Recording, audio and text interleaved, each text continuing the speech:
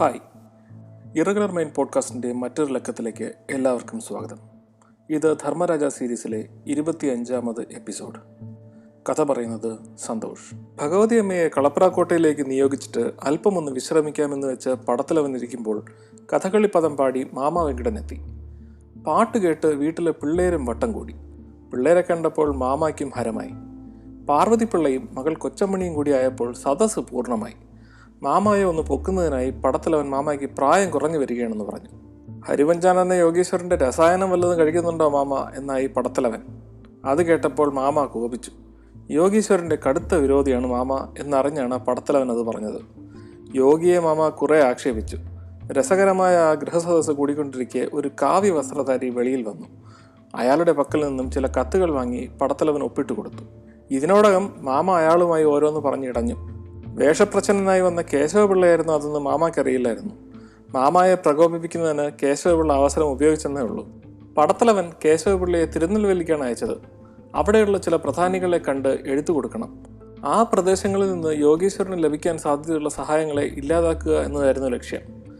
കേശവപിള്ള കൊച്ചമ്മണിയുടെ ഭർത്താവിനെ കണ്ടുപിടിച്ച് തിരിച്ചു കൊണ്ടുവരാമെന്ന് മാമായോട് പറഞ്ഞിട്ടുണ്ടെന്ന് അയാൾ പറഞ്ഞു. അത് കേട്ട് പടത്തലവൻ ആഹ്ലാദിച്ചു. പിറ്റേ ദിവസം രാവിലെ പടത്തലവനും ഉണ്ണിത്താനും തമ്മിൽ ചന്ദ്രക്കാരനെ പറ്റി സംസാരിച്ചു കൊണ്ടിരിക്കുമ്പോൾ കഴക്കൂട്ടത്ത് നിന്ന് വന്ന ഭൃത്യൻ കുഞ്ഞമ്മയുടെ അസുഖം കൂടിയ വിവരം അറിയിച്ചു. അയാൾ മീനാക്ഷി പറഞ്ഞ പ്രകാരം വന്നതാണ്. ചന്ദ്രക്കാരൻ ചെയ്ത കൊടിയ പാതകത്തെപ്പറ്റിയും അയാൾ വിശദീകരിച്ചു. കുപ്പശാരുടെ കൊലപാതകത്തെപ്പറ്റി കേട്ട് ഉണ്ണിത്താനും പടത്തലവനും സഹിക്കവയ്യാത്ത കോപമുണ്ടായി. ഉടനെ തന്നെ തൻ്റെ മേനാവ് വരുത്തി ഉണ്ണിത്താനെ മന്ത്രക്കൂടത്തേക്ക് വിട്ടു പടത്തലവൻ. വൃദ്ധയ്ക്ക് കൂടുതലാകുന്നെങ്കിൽ അറിയിക്കണമെന്ന് ഉണ്ണിത്താനോട് പറഞ്ഞേൽപ്പിച്ചു. ഹരിവഞ്ചാൻ എന്ന യോഗീശ്വരൻ്റെ രാജ്യദ്രോഹ പ്രവർത്തനങ്ങൾ ശക്തമായതോടെ രാജ്യപാലകരുടെ ശ്രദ്ധ അതിലേക്ക് തിരിഞ്ഞു. മഹാരാജാവിൻ്റെ നിർദ്ദേശാനുസരണം മന്ത്രിമാരും വലിയ പടത്തലവനും യോഗം ചേർന്നു. രാജ്യത്ത് അന്തഛിദ്രങ്ങൾ ഉണ്ടാക്കി ഹൈദരാലിയുടെ തിരുവിതാംകൂർ ആക്രമണത്തെ സഹായിക്കാനുള്ള ശ്രമമാണ് യോഗീശ്വരൻ ചെയ്യുന്നത് എന്ന് സംസാരമുണ്ടായി. രാജഭക്തരായ ജനങ്ങളെ യോഗീശ്വരൻ തന്ത്രപൂർവ്വം തൻ്റെ ആജ്ഞാനുവർത്തികളാക്കി മാറ്റിയിരിക്കുന്നു. അസാധാരണമായ സ്വാധീനം ജനങ്ങളുടെ ഇടയിൽ അയാൾക്ക് പിടിച്ചുപറ്റാൻ കഴിഞ്ഞിരിക്കുന്നു. ഉപജാപക പ്രവർത്തനത്തിൽ ഏർപ്പെട്ടിട്ടുള്ള എല്ലാവർക്കും മാതൃകയാകത്തക്ക വിധം യോഗിയെ ശിക്ഷിക്കേണ്ടിയിരിക്കുന്നു എന്ന് എല്ലാവരും ആവശ്യപ്പെട്ടു. യോഗിയോടൊപ്പം കൂടിയിരിക്കുന്ന ചന്ദ്രക്കാരനും ശിക്ഷാർഹൻ തന്നെ. കൊലക്കുറ്റത്തിന് തന്നെ അയാൾ ശിക്ഷിക്കപ്പെടേണ്ടവനാണ്. എന്നാൽ അയാൾക്ക് ഇപ്പോൾ ബുദ്ധിഭ്രമമാണ്. അതുമാത്രമല്ല, അയാൾ ആയുധ സജ്ജീകരണം നടത്തുകയോ പടയൊരുക്കം കൂട്ടുകയോ ചെയ്തിട്ടില്ല. അതുകൊണ്ട് നടപടി ഇത്തിരി വൈകിയാലും കുഴപ്പമില്ല. ഇനിയുള്ളത് കളപ്രാക്കോട്ടയിലെ തമ്പിയാണ്. ആയുധ സജ്ജീകരണവും സൈന്യശേഖരണവും നടത്തുന്നു. രാജ്യദ്രോഹത്തിന് കരുക്കൾ നീക്കുന്ന യോഗീശ്വരന് വേണ്ടി ധനസഹായം ചെയ്യുന്നു. അതുകൊണ്ട് കളപ്രാക്കോട്ട കുളം തോണ്ടി നശിപ്പിക്കുകയാണ് കരണീയം എന്ന് തീരുമാനിച്ചു. ഹരിപഞ്ചാനന്റെ കാര്യം അത്ര എളുപ്പമല്ല. അയാളെ ചുറ്റിപ്പറ്റി ഒരുപാട് സംഗതികൾ നടക്കുന്നു. മഹാബുദ്ധിമാനായ അയാൾ വിചാരിക്കും പോലെ അത്ര നിസ്സാരനല്ല. യഥാർത്ഥത്തിൽ അയാൾ ആരാണ്?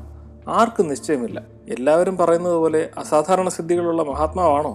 ഹൈദരാലിയുടെ പ്രതിപുരുഷനല്ലേ അയാൾ എന്നും സംശയിക്കേണ്ടിയിരിക്കുന്നു. എല്ലാത്തിനും ഉപരിയായി യുവരാജാവ് അയാളെ ഗുരുതുല്യനായി ആരാധിക്കുന്നു. സംഗതികൾ ശരിക്ക് വിലയിരുത്താതെ തീരുമാനമെടുക്കുന്നത് ബുദ്ധിമോശമാകും. ഹരിവഞ്ചാനനെ പറ്റി ഏതാണ്ടൊക്കെ ഗ്രഹിച്ചിരുന്ന പടത്തലവൻ ശ്രോതാവായി ഇരുന്നതേ ഉള്ളൂ. മന്ത്രക്കൂടത്തെ വൃദ്ധയുടെ മരണം ആസന്നമായിരിക്കുന്ന സന്ദർഭത്തിൽ യോഗിക്ക് നേരെ ഒരു നീക്കം നടത്തുവാൻ അദ്ദേഹം വിമുഖനായിരുന്നു. എന്നാലും ചന്ദ്രക്കാരനും കളപ്രാക്കോട്ടയും നഷ്ടമായിട്ടും യോഗി മുന്നോട്ട് തന്നെ പോകുന്നു. തിരുനെൽവേലിയിലും മറ്റും ധാരാളം താവളങ്ങൾ ഉള്ളതായും അവിടൊക്കെ സേനാസന്നാഹം നടക്കുന്നതായും കേശവപിള്ള അറിയിച്ചിരിക്കുന്നു. അതുകൊണ്ട് വൈകിയാൽ ബുദ്ധിമോശമാകും എന്ന് പടത്തലവനും വിചാരിച്ചു. യോഗീശ്വരനെ പറ്റിയുള്ള ചില വാർത്തകൾ പടത്തലവനും ആശയക്കുഴപ്പമുണ്ടാക്കിയിരുന്നു. ഇന്ദ്രിയങ്ങൾക്ക് അതീതനായി ആത്മാംശം മാത്രമായി ആകാശ സഞ്ചാരം ചെയ്യാൻ അയാൾക്ക് കഴിയുമോ? ഭക്തരെ ആശീർവദിച്ചും യജ്ഞത്തിനായി കോപ്പുകൂട്ടിയും പടത്തലവന്റെ സമീപ പ്രദേശത്ത് തന്നെ കഴിയുന്ന യോഗി എങ്ങനെ കേശവപിള്ള പറയുന്നത് പോലെ തിരുനെൽവേലിയിലും മറ്റും സഞ്ചരിക്കുന്നു? മറ്റൊരു ഹരിവഞ്ചാനെന്നോ? അങ്ങനെ ഒരു സിദ്ധിവിശേഷം കൈവശമുണ്ടെങ്കിൽ തീർച്ചയായും ഭയപ്പെടണം. പക്ഷേ യഥാർത്ഥ പരമഹംസത്വവും ഹരിപഞ്ചാനന്റെ ക്രൂരതയും യോജിച്ചു പോകുന്നില്ല. പക്ഷേ ഒരേ കാലത്ത് അയാളെ രണ്ട് ദിക്കിൽ കണ്ടതായി മുമ്പും പലപ്പോഴും പടത്തലവൻ കേട്ടിട്ടുണ്ട്. കേശവൻ കുഞ്ഞിനെ തട്ടിക്കൊണ്ടുപോയ യോഗിയെപ്പറ്റി അന്നത്തെ കാവൽക്കാരെ വിളിച്ച് ചോദ്യം ചെയ്തു നോക്കിയിട്ടും വലിയ പ്രയോജനം കണ്ടില്ല. പടത്തലവൻ ചിന്താഗ്രസ്തനായി. അദ്ദേഹത്തിന്റെ അന്വേഷണം ഭൂതകാലത്തിലേക്ക് പോയി. തൻ്റെ ആദ്യ കുട്ടിയെ പ്രസവിച്ച് പാർവതിപ്പിള്ള കിടക്കുമ്പോൾ ത്രിപുരസുന്ദരി കുഞ്ഞമ്മ കാണാൻ വരികയുണ്ടായി. അന്നവർ പൂർണ്ണ ഗർഭിണിയായിരുന്നു. ആ പ്രസവത്തിൽ അവർക്ക് എത്ര കുട്ടികൾ? പടത്തലവൻ കൈകൊട്ടി പൊട്ടിച്ചിരിച്ചു. അത് ഇരട്ടകളായിരുന്നു. യോഗീശ്വരൻ നടത്താൻ പോകുന്ന യജ്ഞം സമാരംഭിക്കാൻ പോകുന്നു. വേണ്ട ഒരുക്കങ്ങളൊക്കെ തകൃതിയായി നടക്കുന്നു. മറുവശത്ത് യജ്ഞം എങ്ങനെ മുടക്കാം എന്ന് പടത്തലവൻ ആലോചിച്ചുകൊണ്ടിരിക്കുന്നു. കേശവപിള്ള തിരുനെൽവേലിയിൽ നിന്ന് തിരിച്ചു വന്നിട്ടില്ല. മരുത്വാമലയ്ക്ക് പോയ ഭഗവതി അമ്മയും വന്നിട്ടില്ല. നേരിയ ആശങ്ക പടത്തലവനില്ലാതില്ല. എങ്കിലും മഹാരാജാവിനെ മുഖം കാണിച്ച് വേണ്ട ആജ്ഞകളൊക്കെ പുറപ്പെടുവിക്കാനുള്ള അധികാരം വാങ്ങി കുമാരൻ തമ്പിയെ വിളിച്ചു വരുത്തി തൻ്റെ തീരുമാനങ്ങളൊക്കെ അറിയിച്ചു. പടത്തലവൻ നടത്താൻ ഉദ്ദേശിക്കുന്ന കാര്യം അപകടം പിടിച്ചതാണെങ്കിലും വിപരീത അഭിപ്രായം പറയാൻ കുമാരൻ തമ്പിക്ക് വിഷമമായിരുന്നു. തമ്പി പോയി കഴിഞ്ഞ് ആയുധങ്ങളൊക്കെ പരിശോധിച്ച് ഉറപ്പുവരുത്തി.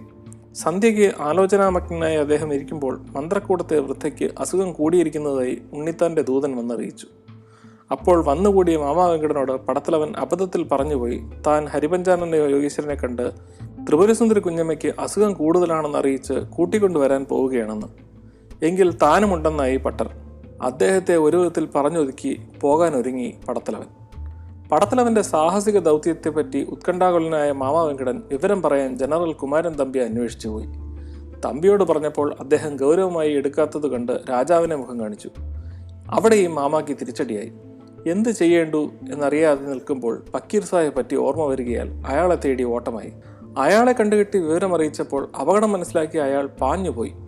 തിരിച്ചു പോരും വഴി വേഷപ്രച്ഛന്നനായി വരുന്ന കേശവപിള്ളയെ കണ്ട് വിവരം പറഞ്ഞപ്പോൾ അയാളും പടത്തലവനെ സഹായിക്കാൻ പുറപ്പെട്ടു.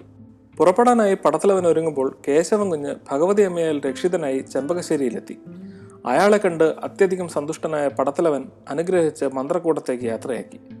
കേശവൻ കുഞ്ഞിൻ്റെ പേരിലുണ്ടായിരുന്ന കുറ്റങ്ങൾ അടിസ്ഥാനരഹിതങ്ങളാണെന്ന് ബോധ്യമായതുകൊണ്ട് അയാളെ കുറ്റവിമുക്തനായിക്കുള്ള മഹാരാജാവിൻ്റെ ഉത്തരവ് പടത്തലവൻ കേശവൻ കുഞ്ഞിന് കൊടുത്തു. സന്ധ്യ കഴിഞ്ഞപ്പോൾ പടത്തലവൻ തൻ്റെ ഔദ്യോഗികമായ വേഷം ദീർഘകാലത്തെ ഇടവേളയ്ക്ക് ശേഷം ധരിച്ചു. പലരും ആദ്യമായാണ് അദ്ദേഹത്തെ ആ വേഷത്തിൽ കാണുന്നത്. തുല്യ വേഷധാരിയായി ജനറൽ കുമാരൻ തമ്പിയും അവിടെ എത്തി. രണ്ടുപേരും യോഗിവാടത്തിലേക്ക് യാത്രയായി. രാത്രി കുറെ ആയെങ്കിലും നഗരവീഥികൾ ജനനിബിഡമായിരുന്നു.